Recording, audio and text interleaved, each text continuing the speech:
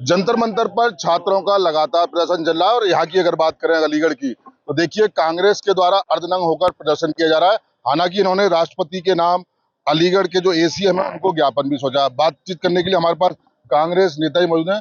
आगे भाई क्या करेंगे, किस तरीके से जो जंतर मंतर पर प्रोटेस्ट हो रहा है, बर्बरता भी हो रही है, तमाम वीडियो सामने आ रही है, आपने भी आज ज्ञापन दिया है, क्या मांग रखी है और क्या मानते हैं? देखिए, जो तानाशाही सरकार देश में चल रही है, मोदी सरकार, उसको ये गुमान हो चुका है कि उसके पास ईडी है, सीबीआई है और इनकम टैक्स है और सारे व्यवस्था प्रशासन है। उस गुमान में वो तानाशाही सरकार वो ये सोच बैठी है कि हम किसी का भी दमन कर लें, किसी को भी दबा सकते हैं, लाठी के दम पर उसकी हवा निकाल सकते हैं। लेकिन ये समझ लो कि तानाशाही सरकार को आज अलीगढ़ की धरती से हमने ये संदेश दे दिया है और दिल्ली के जंतर मंतर पे आज युवा जाग उठा है और उसने भी संदेश दे दिया कि तुझे सरकार, मोदी सरकार, तुझे जाना होगा। क्योंकि युवा जब जब जाग उठता है तो हमेशा वो सरकारें जाती हैं और ये इस देश का इतिहास है। राहुल गांधी जी ने इस देश के युवाओं के लिए, उनकी शिक्षा बेहतर करने के लिए, उनके रोजगार के लिए जिस तरह से निरंतर संवाद किया है, ये मोदी सरकार एक संवाद नहीं कर सकती। संवाद से ये डरती है, ये सवालों से डरने वाली ना डरपोक सरकार है। ट्रंप के सामने इसकी मुंह से आवाज नहीं निकलती और छात्रों के सामने सारी चीजें। मैं कहना चाहता हूं, अगर छात्रों को तुम्हें नियंत्रण करना था तो पानी की बौछारें क्यों नहीं चलाई गई? क्यों उन पर जो है यहाँ तक कि पैलेट गन, आंसू गैस के गोले और लाठियों की बारिश कर दी गई? क्यों किया गया? वो हमारे छात्र नहीं, हमारे बच्चे हैं, हमारे बच्चे हैं। वो आज देश का एक एक नागरिक, एक एक परिवार मोदी सरकार के खिलाफ इस बात को लेकर के खड़ा है कि यह तानाशाही सरकार, तुझे जाना होगा, तुझे जाना होगा। आज उसी की बात को लेकर के, उस मोदी सरकार के इस्तीफे की मांग को लेकर के महामहिम राष्ट्रपति महोदया के नाम हमने ज्ञापन सौंपा है और ये कह दिया है, ये संकल्प ले लिया है कि मोदी सरकार को उखाड़ फेंकने तक ये आंदोलन हमारा जारी रहेगा। अभी तो धर्मेंद्र प्रधान का आप लोग इस्तीफा मांग रहे थे कि धर्मेंद्र प्रधान इस्तीफा दे देंगे तो तमाम जो प्रोटेस्ट हो रहा है वो वापस हो जाएगा। हालांकि अखिलेश यादव, राहुल गांधी वगैरह, प्रियंका गांधी को डिटेन भी किया गया। समय बदलता है, समय कभी रुकता नहीं, वक्त का पहिया चक्र ऐसे घूमता है। धर्मेंद्र प्रधान वो शुरू में इस्तीफा, ये इतनी अनैतिक सरकार है जो एक शिक्षा मंत्री से, न जाने क्या शिक्षा मंत्री से प्यार है इस सरकार को कि उसको हटाना तक नहीं चाहती थी। तो अब ये वक्त निकल गया, अब तो असली कल्प्रिट हमारी मोदी सरकार है जो देश को तबाह कर रही है, बर्बाद कर रही है। अब भाई एक ये भी तो लग रहा है जो छात्रों की स्प्रे गैस मारते हुए मिलिट्री के लोगों पर सामने आए, छात्र डंडे चला रहे हैं, तमाम मिलिट्री के जवान भी, पुलिस के जवान वो भी घायल हुए, इस बारे में कोई ध्यान नहीं? मैं ये कहना चाहता हूँ, जंतर मंतर पे वो पत्थरों भरा ट्रक कैसे आया?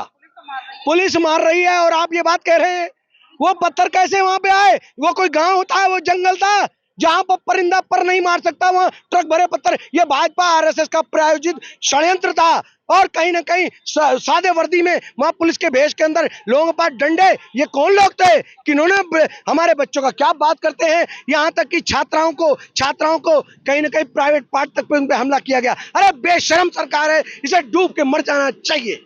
क्या मानते हैं, आज धरना प्रदर्शन किया है आपने, छात्रों पे भी लगातार सामने आ रहे हैं?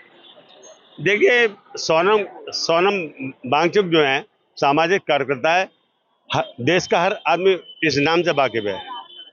28 जून को जो है वो जंतर मंतर पे पानी और नमक के सहारे आंदोलन करने बैठे। 18 जुलाई को उनकी तबीयत ज़्यादा खराब हुई तो हॉस्पिटल में एडमिट कराया, फिर एक कोर्ट में रेट गई तब मेदांता में ले जाया गया। उन्होंने 3 ही मांगे रखी हैं कि पेपर जो होते हैं एग्जामिनेशन, ये आने वाला भविष्य है, ये देश के छात्र हैं, ये आने वाला देश चलाएंगे, इसमें पारदर्शिता दिखाई जाए और जो लोग इसमें गिरफ्त किए गए हैं उनका कठोर पर कठोर कार्रवाई की जाए और जो है क्या नाम है, जो झूठी एफआईआर इन बच्चों के खिलाफ दर्ज की गई है उनको वापस लिया जाए। कुछ महिलाएं भी हैं, क्या कहेंगी? आप आई हैं, धरना प्रदर्शन कर रहे हैं, क्या मानती हैं सब चीज को लेके? देखिए, पहले तो अगर मोदी जी को जरा सी भी शर्म है ना तो उनको फौरन इस्तीफा दे देना चाहिए। इसलिए क्योंकि जो है इस तरह से छात्रों को मारा जा रहा है, पीटा जा रहा है।